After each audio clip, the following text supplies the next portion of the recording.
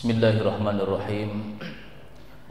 Assalamualaikum warahmatullahi wabarakatuh.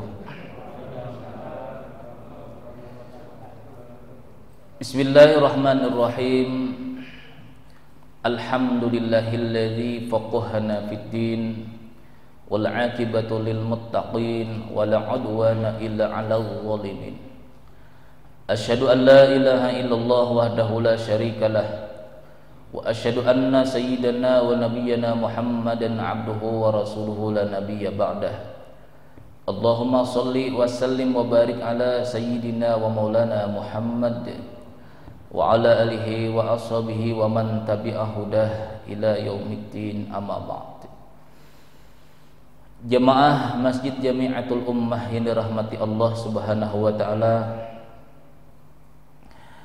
marilah senantiasa hati kita, lidah kita mengucapkan alhamdulillah sebagai bentuk puji dan syukur kita atas nikmat yang diberikan Allah kepada kita semua.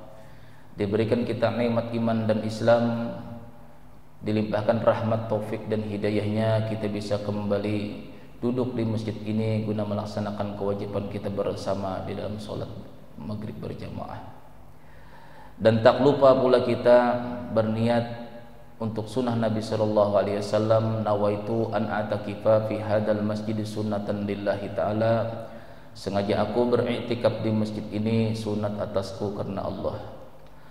Salawat serta salam marilah kita baca dan kita sampaikan kepada junjungan kita Nabi besar Muhammad sallallahu alaihi wasallam beserta para keluarga, sahabat, zuriat dan pengikut-pengikut beliau hingga akhir nanti.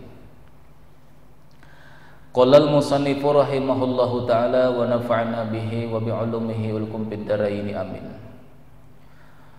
Wa min asma'illahi ta'ala al-Wahhab, di antara asmaul husna pula yang ke-17 yaitu al-Wahhab, artinya maha pemberi. Imam Ghazali menafsirkan daripada arti al-Wahhab itu adalah huwallazi yu'ta kulla muhtajin ma yahtaju ilaihi la li'iwadin wala lighardin ajilin wala ajilin. Artinya dialah Allah yang memberikan segala sesuatu, setiap seseorang yang berhajat, yang dihajatkan oleh seseorang tersebut kepada Allah. Allah memberi pada setiap seseorang yang berhajat kepadanya, dan hajatnya itu pun Allah Ta'ala berikan la iwadin, tanpa ada tujuan apa jua pun Allah memberikan kepada kita. Wala li ghardin ajilin, bukan dengan ada tujuan nantinya di akhirat. Wala ajilin, bukan ada tujuan Allah Ta'ala memberikan segala hajat manusia itu ajilin di dalam dunia. Allah Subhanahu wa Ta'ala memberikan kepada orang yang berhajat, baik orang berhajat itu dengan dia banyak berdoa atau berzikir atau menangis di waktu tengah malam, Allah tidak menghajatkan dengan mengabulkan hajat manusia tersebut, entah itu karena sebab untuk akhirat nanti ataukah untuk di dunia Allah Ta'ala dipuji. Tidak ada Allah Subhanahu wa Ta'ala itu mengharapkan segala sesuatu yang diberikannya kepada kita semua. Apakah Allah mengharap supaya dipuji? Tidak. Tidak dipuji pun Allah sudah maha terpuji. Tidak dimuliakan pun Allah Subhanahu wa Ta'ala sudah mulia. Nah, sehingga kita dianjurkan oleh Rasulullah sallallahu alaihi wasallam untuk memperbanyak doa Rabbana hablana min ladunka rahmah innaka antal wahhab. Ya Allah, wahai Tuhan kami, hablana, berikan kepada kami, min ladunka, daripada sisi Engkau, rahmatan, akan rahmat. Karena rahmat ini meliputi seluruh alam. Di antara rahmat yang diberikan Allah kepada kita, jadi ada beberapa rahmat, ada beberapa contoh rahmat yang diberikan kepada kita. Yang pertama kata Imam Ghazali, husulul imani wa tauhid wal ma'rifat fil qalbi. Didapatnya rasa iman, didapatnya rasa tauhid, dan didapatnya pengenalan kepada Allah di dalam diri kita. Kalau orang itu artinya memiliki iman, arti iman itu percaya. Apa itu iman kata Rasulullah? Ta'mu zaqu ta'mil iman, rasa daripada iman itu radiya billahi rabba, kita ridho Allah sebagai Tuhan kita. Itu arti iman, kita ridho Allah subhanahu wa ta'ala itu sebagai Tuhan kita. Suatu ketika Nabi Musa alaihi salam ini bertanya kepada Allah, wahai Allah, apakah jalan supaya engkau itu ridho kepada saya? Allah subhanahu wa ta'ala menjawab, wahai Musa, ridhoku itu tergantung daripada ridho kamu terhadap takdir yang kuberikan kepada kamu. Nah, mengenai takdir Allah subhanahu wa ta'ala itu pasti, karena Allah bersifat wahdaniyat, bersifat esa, otomatis makhluknya ini tidak bersifat esa atau satu. Selalu kejadian yang ada di alam ini serba dua. Jadi dengan adanya serba dua yang ditakdirkan Allah kepada kita, di sanalah kita akan bisa mengenali, bisa meridhoi Allah sebagai Tuhan kita. Tidak mungkin takdir itu satu, takdir itu pasti dua. Kalau kita sekarang kelaparan, berarti takdir yang kedua kita akan dikenyangkan Allah. Kalau kita sekarang kenyang, siap-siap kita menghadapi kelaparan. Jadi kalau kita mengenal Allah yang awal, yang mendatangkan takdir yang pertama, kita sekarang kenyang, bahwa huwal awwalu wal akhiru, dialah Allah yang awal, dialah Allah yang akhir. Itu dalil bahwasanya Allah tuh mentakdirkan segala sesuatu tuh serba dua. Huwal awwalu wal akhiru wal zahiru wal batinu. Dialah Allah yang awal. Awal-awal takdir kita bangun tidur misalnya sakit kepala misal. Itu huwal awwalu. Allah pula, kalau Allah yang mendatangkan sesuatu, maka Allah Ta'ala kan pun menghilangkan sesuatu. Kalau di dalam ilmu tauhid, bahwasanya takdir Allah atau sifat kudrat Allah apabila mengenai sesuatu yang ada, maka sesuatu itu akan hilang.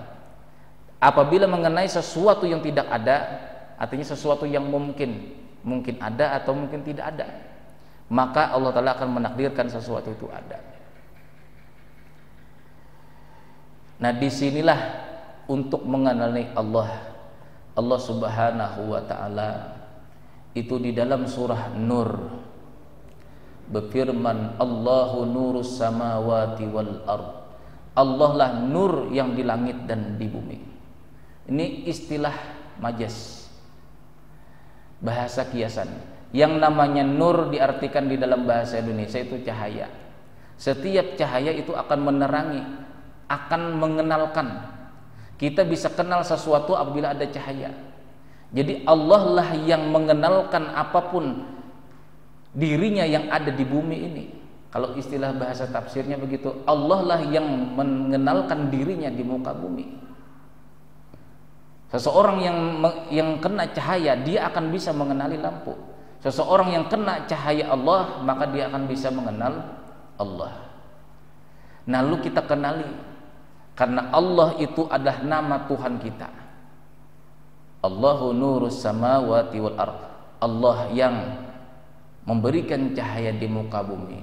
Allah Ta'ala yang menampakkan dirinya di muka bumi. Lalu oleh ulama-ulama hikmah untuk mengenal Allah pada segala perbuatan makhluk ini, yang sehingga kita bisa mengenalnya. Setelah kita bisa mengenalnya, maka kita akan mendapatkan yang namanya iman bahwasanya Allah lah Tuhan sekalian alam.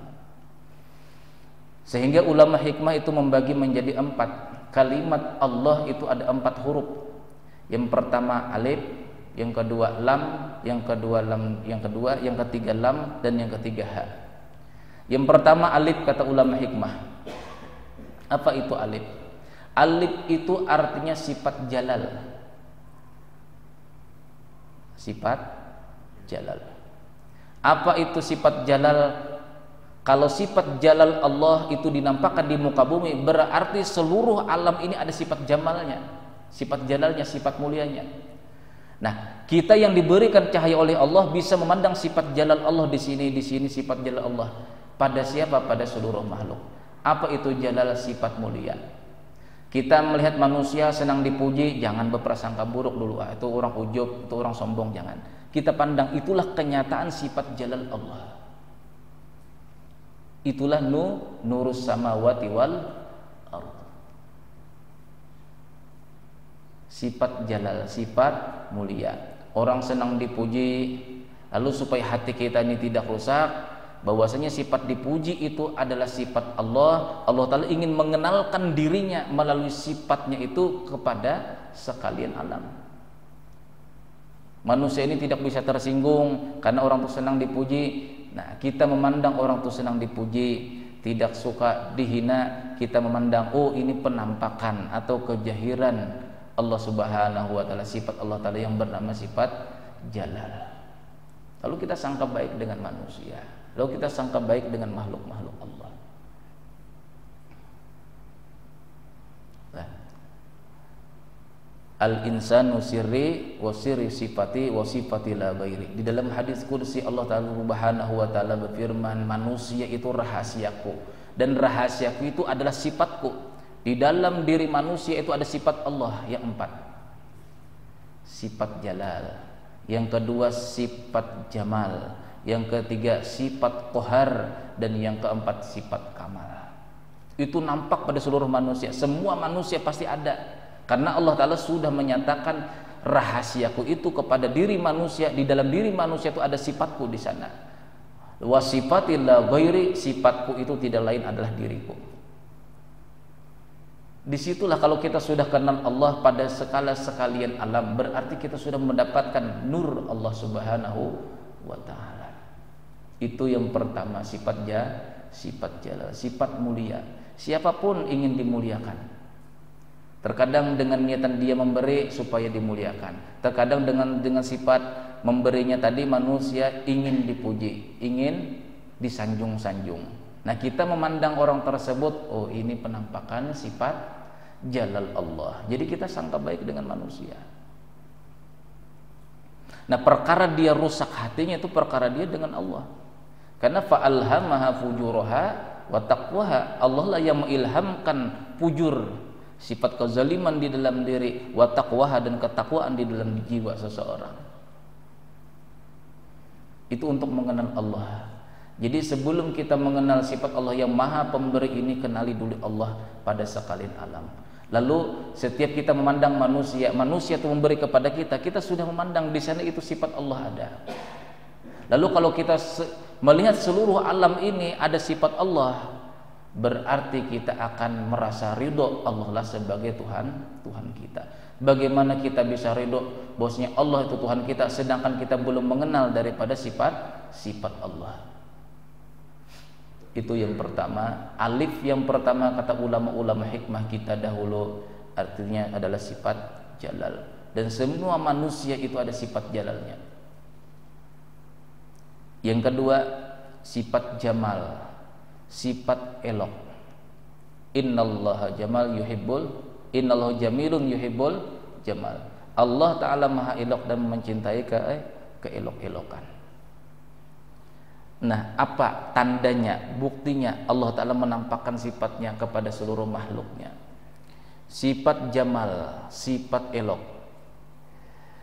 Nah, kita sendiri pun memiliki sifat, ditampakkan Allah Subhanahu wa Ta'ala sifat eloknya. Kita bercermin, bersisir, mandi, menyuci pakaian. Kenapa? Karena kita senang dengan keelokan. Apalagi kalau kita bisa melihat namanya seorang perempuan itu bersolek itu 1 jam, misalnya 1 jam, tidak bisa kita sangka wah orang ini sombong, orang tidak bisa. Itulah sudah Allah Ta'ala menampakkan di sana. Jangankan manusia yang berakal, inilah manusia yang tidak berakal pun ada sifat jamalnya. Orang gila pun pasti pernah mandi. Tidak ada yang lepas daripada penampakan sifat Allah Ta'ala di muka bumi, tidak ada. Karena Allahu nurus samawati wal ardh. Allah sudah memberikan cahaya di langit dan di bumi. Supaya apa? Supaya dia itu dikenal. Kuntu kanzan makhfiyan fa ahbabtu an u'rafa fa khalaqtu khalqa fatajallaitu minhu. Kuntu kanzan makhfiyan, aku adalah suatu perbendaharaan yang tersembunyi, kata Allah. Fa ahbabtu an u'rafa, aku cinta untuk dikenal. Fa khalaqtu khalqa, kemudian ku ciptakan makhluk, ya termasuk kita. Fatajallaitu minhu, kemudian aku bernampak pada manusia tadi. Tapi bukan kita. Jadi Allah bukan menampakkan sifat Allah di dalam diri kita. Disitulah kita bisa mengenali Allah. Kalau sudah kita tahu, kita mengenal sifat-sifat Allah, sekalipun makhluk ini tingkah lakunya macam-macam, kita bisa mengembalikan inilah penampakan sifat Allah. Lalu kenal, bila sudah kenal, maka raditu billahi rabba, aku ridho Allah Ta'ala sebagai Tuhanku. Kenapa? Karena di sini semua sifat Allah. Luar biasa. Sifat jamal, ialah itu lam yang pertama, sifat jamal. Jangankan orang yang berakal, manusia yang tidak berakal pun ada sifat jamal Allah dinampakkan di sana. Contoh yang sangat mudah aja, kucing tuh tidak ada akal. Setiap bangun selesai makan, dia jilat-jilat tangannya, karena disapukannya ke muka. Dia merapikan bulunya, itu termasuk sifat jamal Allah nampak di sana. Semua binatang yang diciptakan Allah itu sebagai penampakan sifat-sifat Allah. Kemana kita mencari Allah? Mau melihat zat Allah tidak bisa sekarang, Pak. Jadi untuk mau bertemu dengan zat Allah nanti di akhirat, kenali sifatnya sekarang di muka bumi. Sebelum kita menutup daripada napas kita ini, kenali dulu sifatnya. Insya Allah, wasifati la ghairi, sifatku itu tidak lain adalah diriku nantinya. Sifat jamal. Jadi dengan kita mengetahui, oh orang ini bajunya rapi terus, oh ini penampakan sifat jamal Allah. Sudah, kita jangan katakan ini sombong, jangan. Inilah kita nih kekurangan daripada ilmu tauhid, yang sehingga kita banyak berprasangka buruk dengan makhluk-makhluk Allah. Semua makhluk-makhluk Allah itu pun tidak bisa melakukan sesuatu tanpa izin Allah. Kita tahu ilmunya, segala sesuatu tidak ada bisa bergerak dan berdiam terkecuali izin Allah. Kalau izin Allah berarti kita harus mengembalikan kepada Allah. Kenapa kita banyak mengembalikan kepada manusia tersebut? Lalu kita caci maki, kamu itu kalau tidak rapi tidak mau memakai, kamu itu kalau tidak bersih, jangan. Inilah Allah, sifat Allah di situ.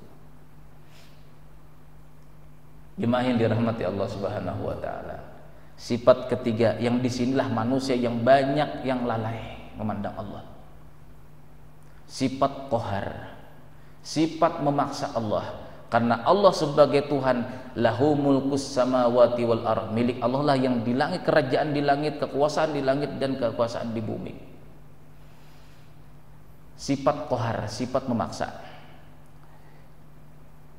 Sehingga kalau kita di luar daripada Islam, artinya non muslim, makanya mereka mengatakan lam itu cuma satu Allah, bukan Allah. Kenapa di sana mereka tidak sanggup mengatakan Allah? Lam yang kedua itu tidak ada. Karena sifat qahar Allah itu tidak dinampakkan Allah Ta'ala kepada non-muslim. Makanya kita khawatir pada waktu kita tidak bisa memandang sifat-sifat Allah. Karena jiwa kita, roh kita yang di dalam sini menyenangi ilmu-ilmu yang mengajarkan kepada Allah. Al-arwahu junudum mujannadah. Roh-roh itu kata Rasulullah junudum mujannadah, suatu pasukan yang bersusun rapi. Barang siapa yang kenal di alam roh, maka di dalam muka bumi dia akan tenang. Barang siapa yang tidak kenal di waktu di alam roh, maka dia akan terjadi cekcok. Jadi kalau kita dengan kelompok kita ini berusaha di jalan Allah, inilah di majelis atau kita berdakwah, kita cocok terus, berarti insya Allah kita itu adalah suatu pasukan yang bersusun yang akan dihadapkan kepada surganya Allah Subhanahu wa ta'ala.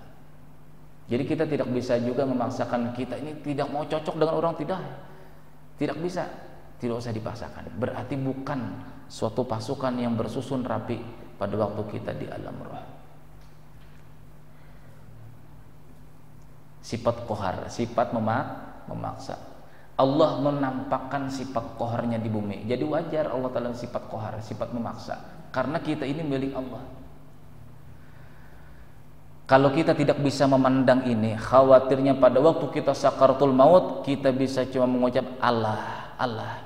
Lam yang kedua tidak bisa membaca, karena kita tidak mengenal sifat kohar Allah. Allah menampakkan sifat memaksanya di muka bumi, yang namanya memaksa. Contoh pencuri, memaksa, memperkosa. Segala dosa-dosa yang dilakukan oleh makhluk itu penampakan daripada sifat qahar Allah. Nah, disinilah banyak manusia terputus pandangan mata batinnya atau jiwanya memandang itu sifat qahar Allah. Apabila ada orang mencuri, kita omeli, kita marahi, kita tidak bisa memandang itu sifat qahar Allah.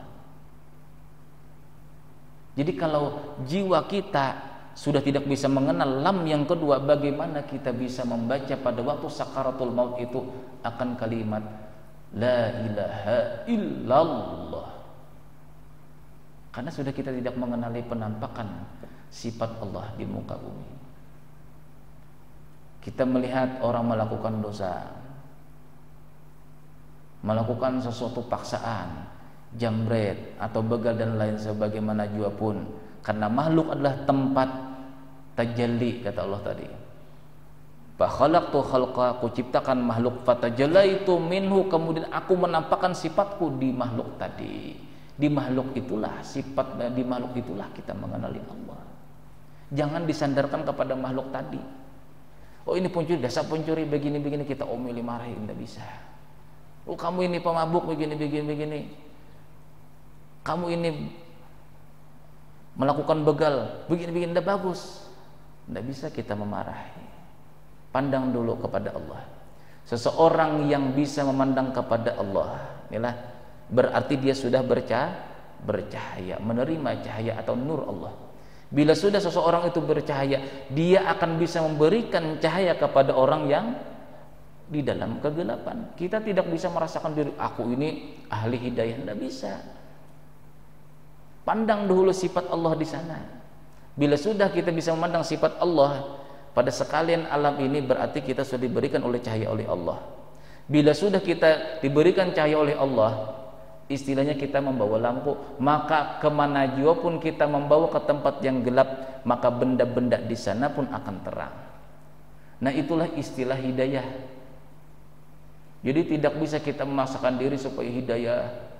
Innaka la tahdi man ahbabta walakinallaha yahdi may yasha. Wahai Muhammad, kamu tidak bisa memberikan hidayah kepada orang yang kamu cintai, yaitu Abu Talib.